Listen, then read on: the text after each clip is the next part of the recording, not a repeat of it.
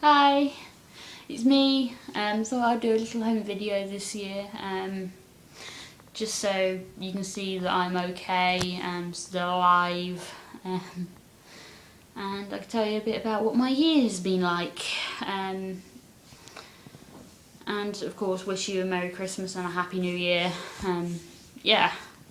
So yeah, my year started off in Dalaka, which was one of the worst jobs I've ever had.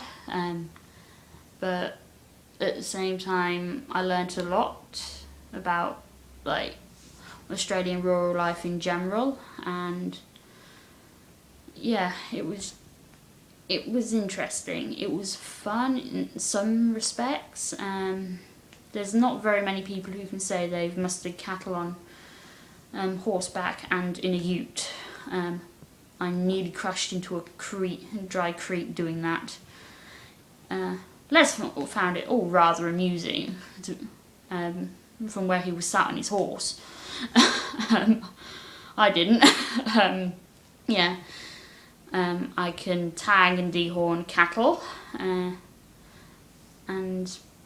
but yeah, the 40-degree heat by 10 o'clock was just stupid. No one should have to work in that. Remember on one occasion I was mustering cattle on a horse in 47-degree heat. That was insane. I never want to experience that again. But yeah, they weren't the nicest of people to work for. Vicky, you told me they were the nicest people you'd ever met. Who have you met in your life? They could be very, very difficult. They expected absolute perfection, and they expected you to know everything, exactly what to do, but they wouldn't explain to you what they wanted you to do. So in that respect, they were difficult. But yeah, I did a lot of things I wouldn't have normally got to do. I'll never forget chucking myself out of a car going at about 60k an hour in a field trying to catch a stallion. The thought going through my head when I landed, as I flew through the air, was, I hope to God there are no snakes. Did some insane things there. It was fun, but it was hard. Especially as we rarely left the station. I was trapped on there for nearly 3 weeks at one point before I left. Didn't see anyone else except for Les and Lynn. So I was going to go mad. Yeah. There were times when I thought those 3 months were never going to end. But they did. And I survived. And the feeling of leaving was like, I can imagine like leaving a prison. You know, you never had to go back there and you were going back to society and civilization and doing normal people stuff.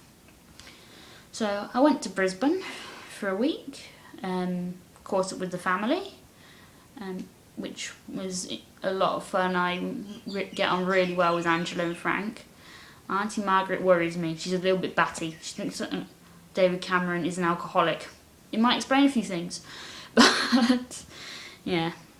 And she spent an hour showing me about 20 photos of a cat she's throwing called Puddles. Yeah. When I was in Brisbane, a cyclone hit. You probably saw it all on the news and that.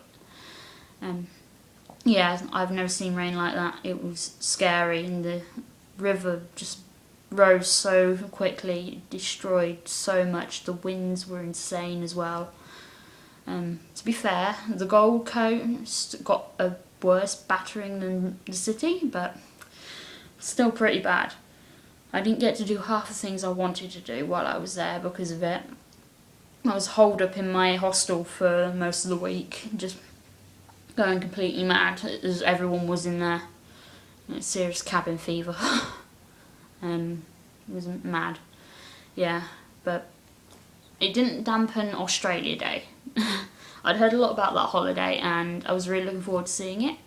And I braved the weather and went down to the concert on South Bank before the fireworks, which was stunning. It was the most amazing fireworks display I've ever seen in my life.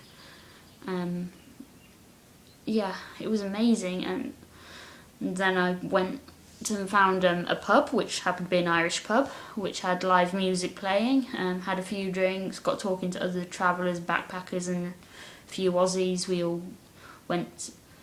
got on really well, so we did a bit of a club tour of the city. I think we went to about 3 different clubs.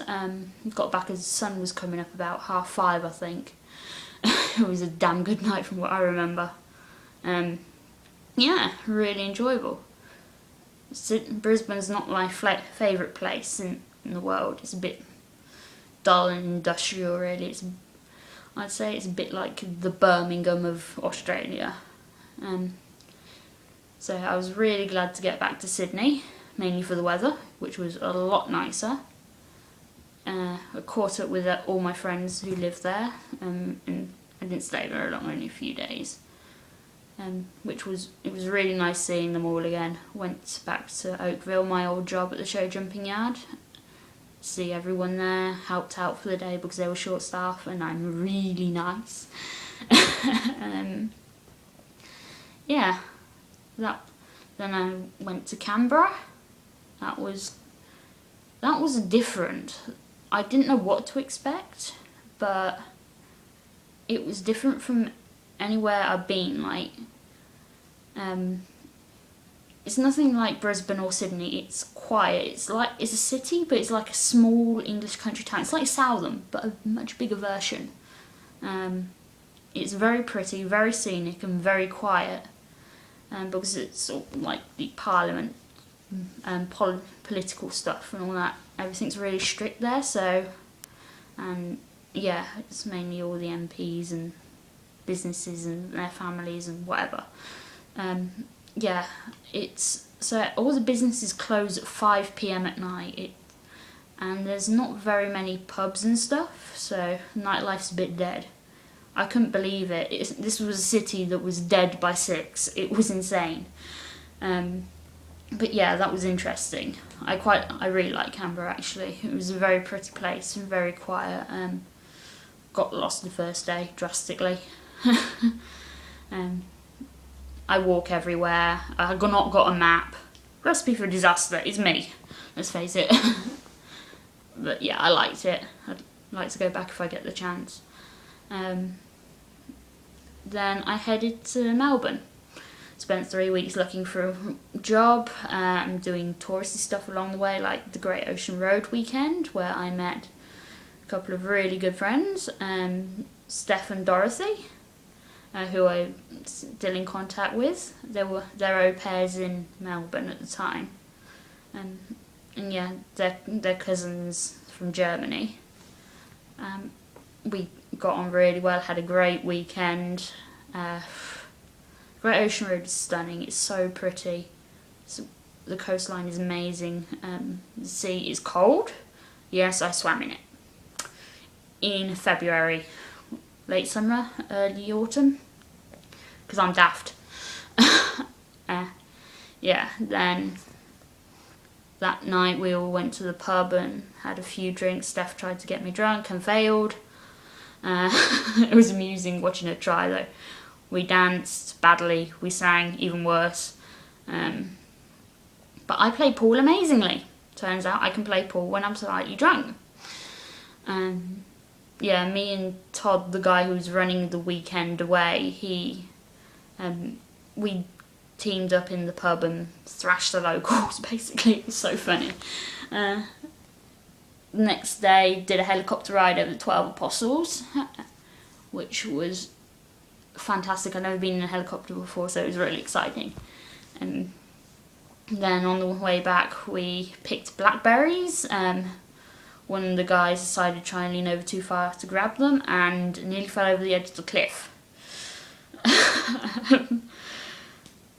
There we stopped to see the lighthouse from the 90s show Round the Twist, which was really exciting for me because I loved that show.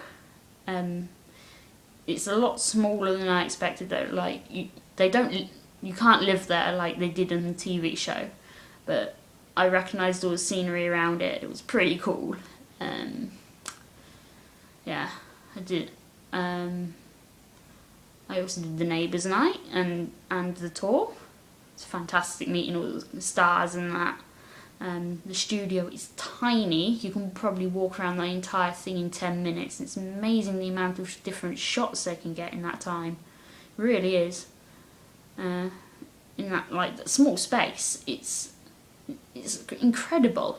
I sat in Lucas's chair in the garage. Yeah. What else did I do? Can't remember. It was so long ago. Well, it wasn't. It was back in February, but it seems that no long ago anyway. I've done so much since. Yeah. Then, I got the job at Luke Oliver's, which was fantastic. Dream come true for me. Always wanted to work with racehorses, so I finally got the opportunity to, and I learnt so much, like how to swim a horse, and would never have done that in Britain. I don't know any yard that has a pool. I learnt how to handle difficult young horses, which I'd never done before. Well, except for when I briefly worked at the racing yard in Britain, but that was years ago. I was very inexperienced despite what I thought back then. Yeah, the horses at Luke's I fell in love with. They play up something chronic. They have very few manners, but there's something about each and every one of them that I just loved. I spent most of my time swearing at them, but I just fell in love with each and every one of them. And the people there were fantastic. The staff I just clicked with instantly, and they've become the closest friends I've ever had. I've never got on so well with them. With people, I didn't have to try with them like I have in the past. They just got me instantly, and I got them. Yeah, they're the best friends I've ever had. I love each and every one of them, and I can't imagine not seeing them on a daily basis like I do. Shiny's completely insane and brings out my crazy side. I'll never forget. Excuse me. We'll ignore that one, I don't know it. I'll just turn it off, 1 second. Unknown number. I don't answer those. Yeah. One morning we were really hyper on sugar. We've been eating chocolate since about 4 AM, as you do. Yeah. She was pushing a bin round and making choo-choo train noises, and I was riding a broom like a witch. 21, 18-year-old. Yeah. It's fairly amusing. We do some strange things together. She makes me laugh so much. Carly, I can talk to about pretty much anything. She's the voice of reason. She's the older one of the group. Yeah, and what she's done this year is incredible with her studies and full-time work and all that stuff. Hannah was my lift. I lived a 20-minute walk away from work, and she used to pass me, so she used to pick me up. One Saturday morning, she picked me up with a transvestite sat in the front. Yeah, that was a bit of a shock. You do not expect that at 10 to 4 on a Saturday morning. Thanks, Hannah. Yeah. And it was even funny because 3 days previously we were talking about how you don't pick up hitchhikers. So what did she do? Yeah. She's pretty cool. She's acts a lot older than she is. And I can talk to her about anything. We have a lot of fun together. She's just chilled out, relaxed, go with the flow, whatever. Then there's Jackie. Jackie's unique, like no one I've ever met. She's so strong-minded. She knows what she wants and she doesn't stop till she gets it. Yeah, and I loved them all. They made work 10 times better. Like the fun we had, it was